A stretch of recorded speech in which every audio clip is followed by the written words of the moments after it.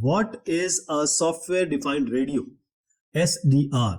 Now what is this SDR? The options we have, first is radios can be reconfigured on the fly. The second option is can be quickly and easily upgraded. Then we have can listen, talk to multiple channels at the same time. Then we have the final option, new kinds of radios can be built. The final option is all of the above. Now the correct answer, which you are judging perfectly, is all of the above. Now this SDR or software defined radio, in a radio communication system, it is a radio that uses software to process signals. So software is employed wherever it is possible.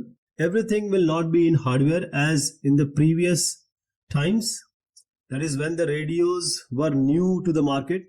The old legacy radios, you can just tune to different frequencies and that frequency range is also limited.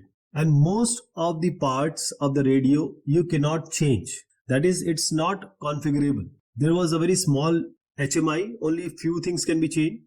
But if you want to change the waveform, the modulation scheme, the filtering, then we can change it in the software defined radio using the software. So software defined radio is a type of radio communication system where the components that traditionally were implemented in hardware, that is, these components can be mixers, filters, amplifiers, modulators, demodulators. So they are implemented in software rather than the hardware. So it's all about the softwareness or putting things in software in a radio. So what is the benefit? So this allows for greater flexibility as the functionality of the radio can be changed simply by updating the software. Just changing or updating the software will work. So SDR replaces traditional radio hardware components with the software, allowing for digital processing of radio signals. So this digital processing of radio signal is possible here, and this technology, this SDR, enables the implementation of various radio modes and signaling technologies using the same hardware.